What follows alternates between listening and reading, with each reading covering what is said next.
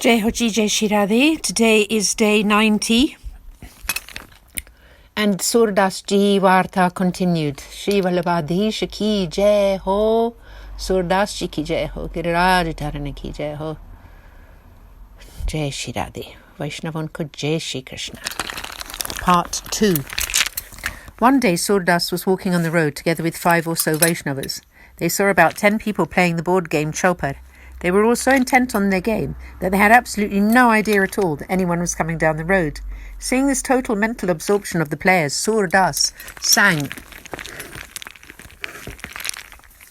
a poem about this to accompanying Vaishnavas. He addressed them. See, their hard-to-attain human lives are just being wasted. In the Srimad Bhagavatam it is stated that the human body is granted so that a soul might worship the Lord. Otherwise, if they do not do that, the creature is just worthlessly breaking their bones in fruitless effort. Even in the world, this gaming habit is criticized. And as a spiritual consideration, it is stated to constitute bahirmukata, that is, turning one's back on the Lord. When the Lord has been kind enough to grant you a human body, then it is inappropriate to waste it playing such games. Surdas then sang the following poem to his accompanying Vaishnavas. Pad Rag Kedaro. O my mind, think carefully. Without devotion the Lord is difficult to know, say the scriptures. Throw the dice of saintly company and use your tongue to sing the essence of his glories. When your turn is over, you will reach the other side. Forget the 17, listen to the 18th, and control the 5. Stay far away from the 3 corners. Think hard before you cast your lot into the deceptively shiny board. Forget lust, anger, infatuation, and greed, otherwise they will pull you astray like an overpowering woman. Surdas now states, you will leave empty-handed if you do not hold tight to your love for his lotus feet. Hearing this, the Vaishnavas asked of Surdas, we do not understand this poem. Please explain it to us. Surdas continued. 3 factors are required to successfully play Chopar: understanding, deep thinking, and ponderance. These same 3 things are also effective in one's worship of the Lord. So how? First of all, you must understand what Chopar is before you start playing it. In the same way, you must know and understand the Lord before you start to worship him. Then, as you play the game, you must think carefully about the next move so that you do not lose. In the same way, an embodied soul must think deeply about time and all its implications. Then only will they take shelter in the beloved. Thirdly, the player has to ponder how to move their pieces so that they do not get captured or wiped out. In this same way, a Vaishnava should consider whether what they are doing will bring a good or an unfavourable result. Then they will be able to walk the righteous path of the Lord. In this game of Chopar, when the dice are thrown, players call out from both sides. In the same way, in this world, the Vedas and the Puranic scriptures declare to the embodied souls that without loving devotion, the Lord, he is very hard to find, and so they should try every way they can to reach that goal. In the same way that Chopar can only be played with a partner, so, in the same way, a Vaishnava needs another accomplished devotee to lead them towards increasing devotion. In Chopar, the player needs to always remember his strategy in order to be victorious. In the same way, a Vaishnava needs to apply their mind to the Lord through the telling of the stories of his pastimes, and then it will find the essence, which is the recitation of the Lord's name. Again, in this game, the pieces can move forward and across the board safely with the best planned move and reach home. In the same way, this human body is the best strategy, earned through great merit, to carry one through taking shelter in the Lord, out of the realm of birth and death. When this body is dedicated to the Lord, it will deliver you. There is an expression used in the game, leave the 17th and listen to the 18th, for 18 is a better score than 17. In this way, leave aside all the other 17 Purana and listen to the 18th, the Srimad Bhagavatam. 5, the number in Chopar through which the pieces are defeated, indicates the 5 senses, which embody the 5 types of ignorance, so they should be defeated. How and why? The scriptures state. The moth, the elephant, the deer, the bee, and the fish, each one of them is slain due to their attraction through one of the senses. 1. The moth dies because of its sense of sight as it flies inextricably towards the flame. The elephant dies because of its sense of touch. It loses its mind if touched in any way by any part of the female elephant. And 3. The deer dies for its auditory sense. It runs towards lovely music played by the hunter. The bee dies for its sense of smell. It cannot resist the nectar and gets trapped inside the flower when it closes its petals at night. And 5. The fish dies for its sense of taste, for the tasty morsel on the fisherman's hook. Each one of these dies because of their attachment to the sense, and when a human is dominated by their pull, they will also be devoured by time. Therefore, one must control these 5. Otherwise, they lead to death. Just as in the game, the pieces get wiped out. In the game, the smallest score is 3, and no one wants to get this. In the same way, the 3 conditions of material life, Sattva, Rajas and Tamas, dominate the playing board of material life, so one must play the game of life very carefully, not deluded by Maya's sparkle. This cleverness lies in not looking back once they have been surpassed. During the game, the player loses their mind to the play, and they can be cheated. Exactly like this, lust, anger and other negative qualities are like a net to be caught in, and the female form is the Lord's power of delusion. These all cheat the whole wide world. After a game of chopa, the loser stands up and wipes his hands together. Similarly, a human wastes their life, thus washing their hands of it when they do not use it to worship the Lord's lotus feet and have done nothing useful with it nor kept association of the enlightened. When the Vaishnavas heard this explanation, they were extremely gratified. Part 3. Whenever Sri Acharyaji saw Surdas, he would say, "Come, Sur, you ocean." His meaning was this: an ocean has everything in it. Surdas wrote thousands of poems covering every subject like knowledge, renunciation, the many types of devotion, the different manifestations of the Lord, and all the divine pastimes. Many people learnt these padas and began to sing them. Once, Tan Sen sang one of Surdas's poems in front of the Muslim ruler Akbar. Rag Natta. Know these to be the qualities of a devotee. Some may criticize them, some may praise them, some may beat them or even run off with all they own. Some may apply sandal paste on them, some may throw dust on them.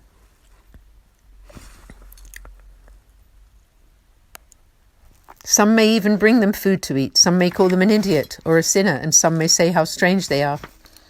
However, the devotee does not bother to reason whether they are right or wrong. They are always absorbed in their love of the Lord's lotus feet. Surdas says that those who are beyond joy and grief are not affected by them very soon meet the beloved Lord, upholder of the Sri Giriraj mountain. Hearing these words, the ruler said that it would certainly be very nice to meet devotees like these. Tan Sen told him that the person who had written the poem lived in Vraja, and that his name was Surdas. Akbar decided that he would like to meet him. He came to Agra from Delhi. Akbar told his assistant to go and find out where Surdas was and to inform him when he reached Mathura, making sure that no Surdas did not find out. The assistant went to Jatipur and was told that Surdas had gone to Mathura. The assistant went to Mathura and kept Surdas within his sight. He then informed his master that Surdas was there in Mathura. The ruler sent 10 or 15 men to call Surdas to him. Surdas came there. Akbar said, "O Surdas, you have written many poems of praise for the Lord. Please now sing something for me." And this is the poem that Surdas sang to the Emperor Akbar. Translator's note: these extraordinary verses are known as the Sur Pachisi since there are 25 verses. Using various examples, Surdas examines the subject of love and divine attachment, addressing the mind to persuade it to love the only worthy recipient, Sri Krishna, the all-attractive, worldly, that is, selfish love, always brings a questionable fate. Padarag Bilawal. O my mind, fall in love with Sri Krishna and the lovely Lord. Lust, anger, greed and infatuation are all contrary, so drop them. The greedy bee cannot control his desire to enjoy himself in the forest. Having sucked all the flowers dry, he gets trapped in the lotus when it closes for the night. 1. The Chartaka bird shows us the zenith of one-pointed love. It will only drink water from the cloud that rains during the period of the Swati Nakshatra, particular planetary position. With beak upturned, it refuses all other water and happily suffers dire thirst, waiting for those drops. 2. The lotus flower loves the sun so much that it will give up its life when the water it is in dries up, but it will never give up its love. 3. See the moth whose body burns because of its love for the flame, but who never regards that as suffering and whose love never diminishes. 4. The fish cannot bear separation from its beloved water. The water cares not, but the fish is willing to release its body, but never its love. 5. The pigeon, its heart so attached to its mate, flies up high into the sky.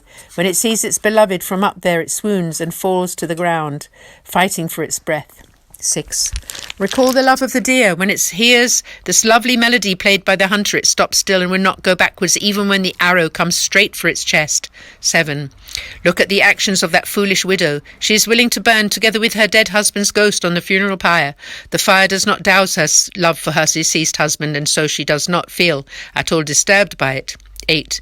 The Vedas and the world despise thievery, knowing that the thief can come to a sticky end, but the thief will never give it up, whatever the disastrous outcome. 9.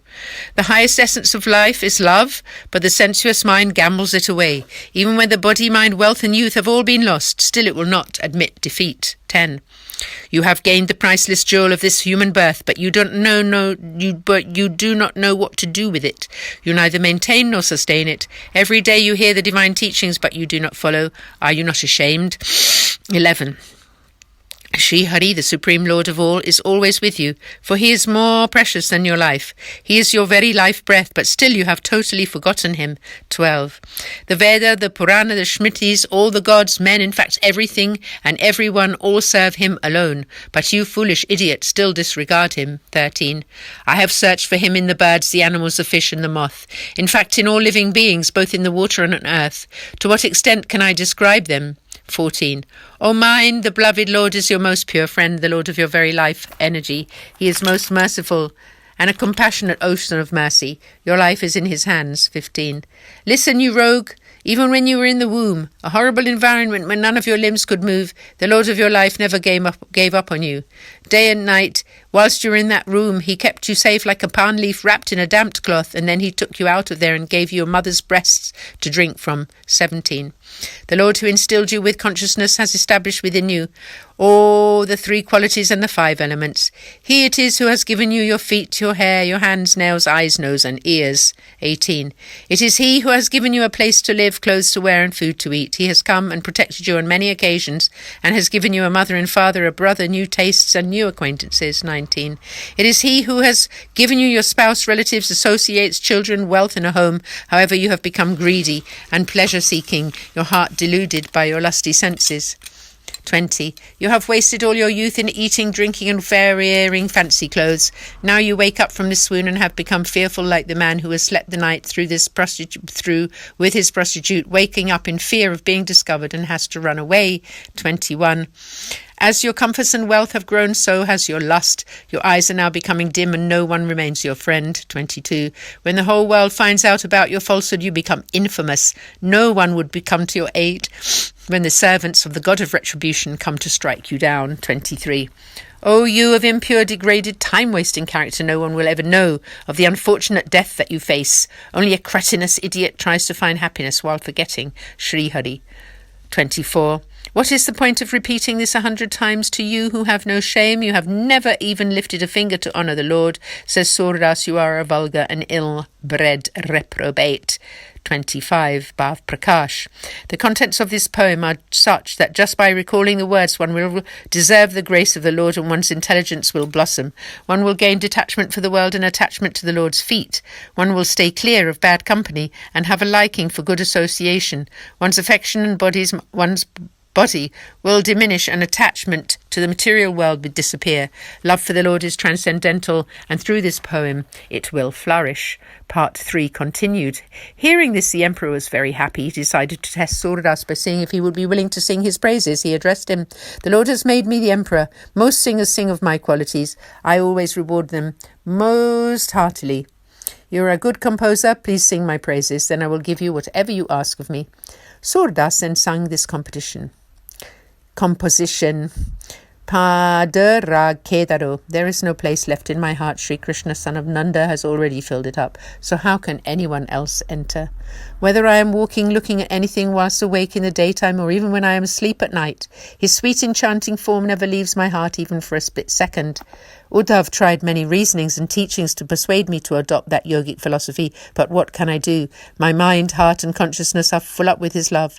After all, a pot cannot contain the whole ocean. His dark beauty, lotus petal eyes, his lilting gait and his overwhelming smile, for the sight of these, the poet Sur's eyes are dying of thirst. Hearing this poem, the emperor pondered, why would he want to sing my praises anyway? He doesn't desire anything which could have persuaded him to sing. Surdas is definitely one of the Lord's own people, and so he will only sing God's praises. He then spoke to Surdas about the last line. For the Lord's holy sight, Surdas's eyes are dying of thirst. He questioned, "O Surdas, you have no eyes, so how can they be dying of thirst? Why did you write this?" Surdas replied, "What would you know? Everyone has eyes, but who actually experiences thirst for the Lord? Whosoever has eyes that thirst for his sight, they are always close to him. At every moment they taste the divine nectar of him.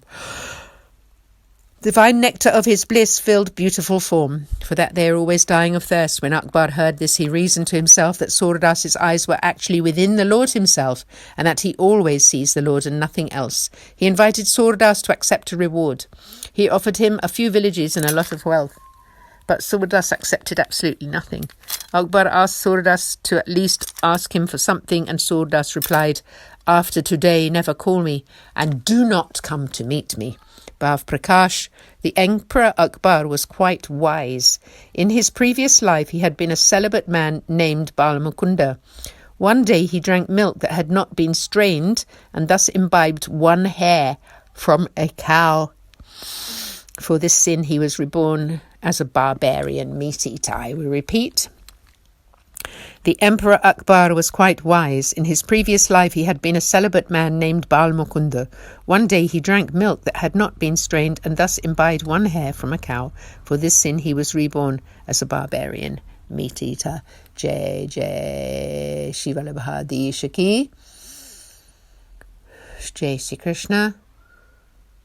Jai Shri Radhe. We continue tomorrow with Surdas's Vartaji, starting at part 4. आज के आनंद की जय हो।